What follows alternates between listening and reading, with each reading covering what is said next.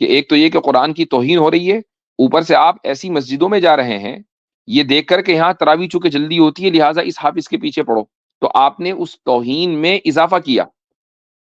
اللہ تعالیٰ کے کلام کی تلاوت اس طرح کرنا یہ اللہ تعالیٰ کے کلام کی توہین ہے۔ جی میرا ایک سوال ہے مفتی صاحب۔ جی جی سوال یہ ہے کہ ہمارے یہاں جو تراویح پڑھائی جاتی ہے وہ بہت ہی اسپیڈ پڑھائی جاتی ہے، اس کی رفتار بہت تیز پڑھائی جاتی ہے۔ مجھے عربی آتی نہیں لیکن میں ورڈز بھی سمجھ میں نہیں آتی کہ وہ بول کیا رہے ہیں، تو اس میں کیا کروں؟ آپ تراویح پڑھنا چھوڑ دیجیے اس مسجد میں، کہ جس مسجد میں قرآن کریم کا مذاق اڑایا جاتا ہو، اور ایک تو یہ کہ بھائی چلو ٹھیک ہے تھوڑا سا تیز رفتار ہے اور کہیں کچھ چھوٹی موٹی تجوید کی غلطیاں ہیں، وہ ضرور وہ کوئی مسئلہ نہیں ہے، یعنی میں نہیں کہہ رہا ہوں وہ ایک آئیڈیل سچویشن ہے، لیکن یہ کہ وہاں پڑھی جا سکتی ہے تراویح۔ اور ایک یہ ہے کہ الفاظ ہی سمجھ میں نہیں آ رہے، اس نے الفاظ کھا رہا، وہ 1 گھنٹے کے اندر وہ 3 4 پارے پڑھ لیتے ہیں اس طریقے سے، اور ان کا یہ ہوتا ہے کہ بھائی پوری تراویح نماز وطر سمیت 1 گھنٹے کے اندر نمٹا دینی ہے، یہ ان کا گول ہوتا ہے، اور اب اس میں الفاظ ادا ہو رہے ہیں نہیں ہو رہے ہیں۔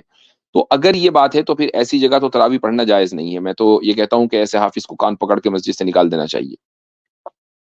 لیکن ایسے حافظوں کو تراویح پڑھانے کی جرت ہوتی کیوں ہے؟ یہ اس لیے جرت ہوتی ہے چونکہ پبلک ایسے ہی حافظوں کو چاہتی ہے، اور ان کو یہ معلوم نہیں ہے کہ بجائے اس کے کہ آپ ثواب کی امید اللہ تعالیٰ سے لگائیں، گناہ مل رہا ہے آپ کی اس حرکت کی وجہ سے،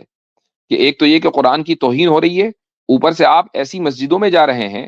یہ دیکھ کر کہ یہاں تراویح چونکہ جلدی ہوتی ہے لہٰذا اس حافظ کے پیچھے پڑھو، تو آپ نے اس توہین میں اضافہ کیا۔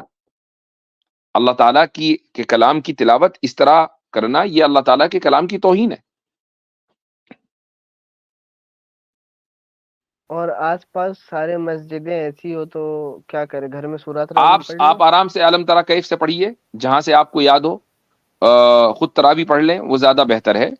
اور قرآن کریم کی تلاوت خود کر لیں، اور رمضان کی سنت پر، یعنی رمضان میں ایک قرآن ختم کر لینا چاہیے، یہ سنت ہے، تو آپ اس کو اپنے طور سے قرآن کریم پڑھ لیجئے، اس طریقے سے سنت ادا ہو جائے گی۔ لیکن اگر قوم اس وقت تک، جب تک کہ اتنا ہارش سٹینس نہ لیا جائے کہ ایسے لوگوں کے پیچھے یہ کہا جائے، اور یہ حقیقت ہے، یہ ایسا نہیں کہ میں نے صرف ایک ہارش سٹینس لیا ہے، بلکہ یہی حقیقت ہے کہ ایسے حفاظ کے پیچھے کہ جو قرآن کریم اس طرح پڑھ رہے ہوں کہ سمجھ میں نہ آ رہا ہو کہ کیا پڑھ رہے ہوں، اور قرآن کریم کو اتنا تیز پڑھ رہے ہوں کہ الفاظ بدل رہے ہوں، تو ایسے حفاظ کے پیچھے تراویح پڑھنا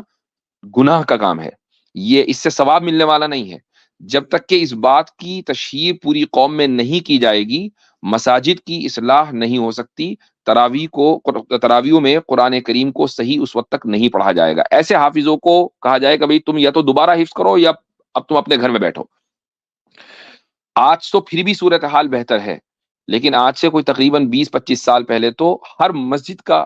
یہی حشر تھا۔ اب سوشل میڈیا کے نتیجے میں ماشاءاللہ یہ ہوا کہ جو اچھے قرآن کریم پڑھنے والے ہیں تو ان کی تلاوتیں چونکہ مشہور ہو گئی، تو لوگوں کو پتہ چلنے لگا کہ بھئی اچھا قرآن کریم کس طریقے سے پڑھا جاتا ہے، اور اس کا ایک بہت بڑا کریڈٹ جاتا ہے ائمہ حرمین کو، کہ ان کی تلاوتیں چونکہ 90s میں مشہور ہونا شروع ہوئیں، اور لوگوں کو پتا چلا کہ بھئی قرآن تو اس طریقے سے پڑھتے ہیں تراویحوں میں، اور پھر اس کے بعد سوشل میڈیا آیا تو لوگوں نے جو اچھے اچھے قراء تھے، حفاظ تھے، انہوں نے اپنی تراویح ڈالنی شروع کی، لوگوں نے اس کو اپریشیٹ کیا، تو پھر کچھ لوگوں کو اندازہ ہوا، تو اب آج کچھ شہروں میں کچھ علاقوں میں ذرا صورتحال مختلف ہے، آج سے 20 25 سال پہلے تو صورتحال بہت بری تھی۔ حبیب نقوی صاحب آپ کچھ کہہ رہے تھے؟ نہیں مجھ سے بس میں یہ ایڈ کرنا چاہ رہا تھا کہ ایسے موقع پر جو ہے پبلک میں بہت سے ایسے لوگ ہوتے ہیں، جب ایسی باتیں مسجدوں میں بتائی جائیں خاص طور سے جمعے وغیرہ میں، تو بہت سے لوگ ایسے ہوتے ہیں جو اس خطیب کے خلاف ہی ہو جاتے ہیں اور ایسے حافظوں کا ساتھ دینے لگتے ہیں۔ تو یہ ایک بہت بڑا میجر ہوتا ہے جو ایسے حافظ نکل کر سامنے آتے ہیں جن کو پبلک کا ایک بہت زیادہ سپورٹ ہوتا ہے، تو یہ بھی ظاہر وجہ ہے ہے۔ کہ اس طرح کے لوگ اپنی عاقبت تباہ کر رہے ہیں۔ لوگوں کو یہ سوچنا چاہیے کہ اگر رمضان میں ایک نیکی کا ثواب ملٹی پلائی ہوتا ہے تو پھر گناہ کی بھی اتنی شدت ہوتی ہے، یعنی جس طریقے سے ایک آدمی اگر نیکی کا کام کرے اور اس کو اس کا جو ثواب مل رہا ہے وہ 10 ٹائمز مل رہا ہے یا 70 ٹائمز مل رہا ہے یا 700 ٹائمز مل رہا ہے، تو اگر کوئی آدمی رمضان میں پھر گناہ کا کام کرتا ہے تو پھر اس کا جو اس کی جو سزا ہے وہ بھی پھر اتنی ہی شدت کے ساتھ ہے.